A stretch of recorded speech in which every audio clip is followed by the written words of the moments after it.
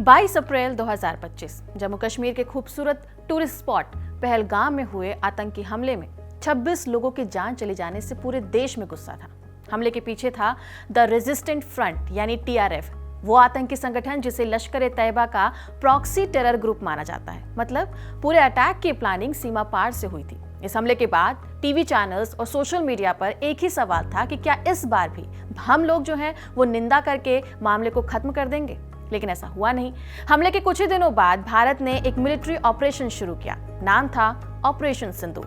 भारतीय सेना और एयरफोर्स ने मिलकर पाकिस्तान और POK में मौजूद आतंकी ठिकानों को निशाना बनाया। टारगेट थे वो आतंकी कैंप और लॉन्च पैड्स जहां पर आतंकियों को ट्रेनिंग दी जाती थी और हमलों की प्लानिंग होती थी। रात के अंधेरे में इंडियन एयरफोर्स के फाइटर जेट्स ने कई जगहों पर स्ट्राइक्स किए। कोशिश की गई कि आम लोगों को कोई नुकसान पहुंचाए बिना आतंकियों के ठिकाने को निशाना बनाया जाए। इस ऑपरेशन में पाकिस्तान और POK में मौजूद आतंकी ठिकानों पर हुए हमलों में 100 से ज्यादा आतंकवादी मारे गए थे।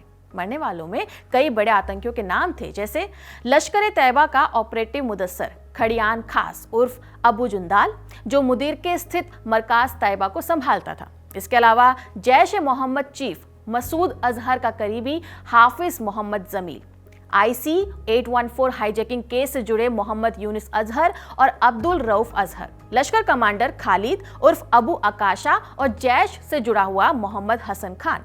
सबसे बड़ी बात यह रही कि हमले के बाद खुद मसूद अजहर ने माना था कि उसके परिवार के कई सदस्य और करीबी सहयोगी भारत के इस हमले में मारे गए हैं। आज इस ऑपरेशन की पहली एनिवर्सरी है और एक बार फिर से भारतीय वायुसेना के स्क्वाड्रन लीडर रिजवान मलिक का नाम सुर्खियों में है। मणिपुर से आने वाले रिजवान मलिक उस रात उन फाइटर पायलट्स में से एक थे जिन्होंने पाकिस्तान में घुसकर आतंकवादी ठिकानों को निशाना बनाया था। इंडिया टुडे की रिपोर्ट के मुताबिक ऑपरेशन के दौरान रिजवान मलिक का Sukhoi Su-30 MKI fighter jet जो था वो लगातार दुश्मन के रडार पर था और हमले का खतरा उन पर बना हुआ था। बावजूद इसके उन्होंने मिशन को जारी रखा और पाकिस्तानी टारगेट्स को तबाह किया। इसी बहादुरी के लिए बाद में उन्हें वीर चक्र से सम्मानित किया गया। तो चलिए आपको बताते हैं कि आखिर उस रात हुआ क्या था। ऑपरेशन सिंदूर में जैश ए मोहम्मद और लश्कर ए तैयबा से जुड़े 9 बड़े आतंकी ठिकानों को निशाना बनाया गया था। रिजवान मलिक उस मिशन में डिप्टी मिशन लीडर थे, मतलब कि वो मिशन की प्लानिंग और एग्जीक्यूशन की जिम्मेदारी संभालने वाले थे। सबसे बड़ी बात यह कि उनका स्ट्राइक पैकेज अनएस्कॉर्टेड था, यानी कि उनके साथ कोई अलग से सेफ्टी देने वाला फाइटर जेट नहीं गया था जो इमरजेंसी में उन्हें कवर दे सके। पाकिस्तान के एयर डिफेंस सिस्टम के बीच फाइटर जेट को उड़ाना काफी मुश्किल था।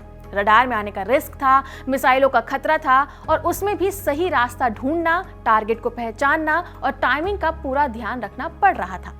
बताया जाता है कि रिजवान मलिक ने अपने सुखोई फाइटर जेट को काफी नीचे उड़ाते हुए पाकिस्तान के अंदर एंट्री ली थी ताकि रडार में आने से बचा जा सके। बावजूद इसके उन्हें ट्रैक किया जा चुका था और किसी भी वक्त उन पर हमला हो सकता था, लेकिन उन्होंने बिना घबराए पहला वेपन रिलीज किया और उसको बिल्कुल ही टारगेट पर इतना सटीक माना कि वो टारगेट तबाह हो गया। आमतौर पर ऐसी सिचुएशन में पायलट स्ट्राइक के बाद तुरंत वापस लौटने की कोशिश करते हैं, लेकिन रिजवान मलिक ने ऐसा नहीं किया। रिपोर्ट्स के मुताबिक खतरा बढ़ने के बावजूद भी उन्होंने इस मिशन को जारी रखा। हाई रिस्क जोन के अंदर रहकर उनका दूसरा टारगेट भी सक्सेसफुल रहा था। भारत सरकार ने उनकी इसी बहादुरी की खुलकर तारीफ की। उसमें कहा कि जिस तरीके से उन्होंने एक्शन लिया उससे दुश्मन को ये समझ ही नहीं आया कि अगला मूव क्या होने वाला है। इसके लिए उन्हें वीर चक्र से सम्मानित किया गया। ये भारत का तीसरा सबसे बड़ा वॉर टाइम गैलेंट्री अवार्ड है और ये सम्मान उन सैनिकों को दिया जाता है जो दुश्मन के सामने असाधारण साहस दिखाते हैं। सोशल मीडिया पर लोग उन्हें हीरो ऑफ द ऑपरेशन सिंदूर और इंडियाज फियरलेस फाइटर पायलट कहने लगे। खासकर नॉर्थ ईस्ट के यूथ के लिए उनकी कहानी काफी एक बड़ी प्रेरणा का स्रोत बन गई, क्योंकि वहां से निकलकर भारतीय सेना में आना, इतना बड़ा नाम कमाना आसान नहीं माना जाता। रिजवान मलिक मणिपुर के इम्फाल ईस्ट जिले के केकू गांव से आते हैं। मैतेई पंगाल कम्युनिटी से ताल्लुक रखते हैं, जिन्हें मणिपुर के मुस्लिम मैतेई समुदाय के तौर पर जाना जाता है। नॉर्थ ईस्ट से निकलकर आर्म्ड फोर्सेस में बड़ा नाम बनाना आसान यहाँ पर नहीं माना जाता, क्योंकि वहाँ पे रिसोर्सेज कम होते हैं, एक्सपोजर भी लिमिटेड होता है।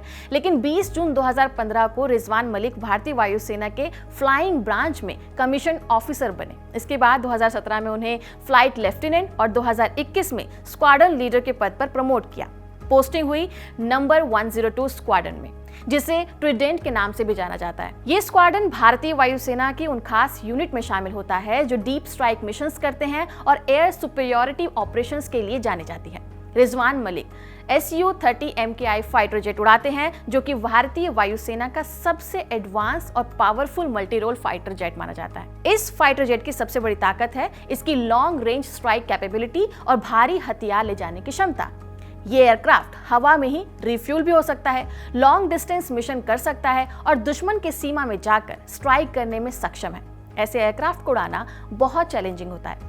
ऑपरेशन सिंदूर से पहले भी रिजवान मलिक कई कॉम्बैट एक्सरसाइज और हाई रिस्क ऑपरेशंस मिशन का हिस्सा रह चुके हैं। हालांकि जैसा कि मैंने पहले भी बताया कि सर्विंग ऑफिसर्स की पूरी डिटेल कभी भी पब्लिक नहीं की जाती है, लेकिन इतना जरूर सामने आया है कि उन्हें enemy air defence system, precision targeting और इलेक्ट्रॉनिक वॉरफेयर जैसी चीजों में खास एक्सपर्टीज थी। यही वजह है कि उन्हें ऑपरेशन सिंदूर जैसे हाई स्टेक मिशन के लिए चुना गया। रिजवान मलिक उन 9 भारतीय वायुसेना अधिकारियों में से एक थे जिन्हें ऑपरेशन सिंदूर में बहादुरी दिखाने के लिए वीर चक्र दिया गया।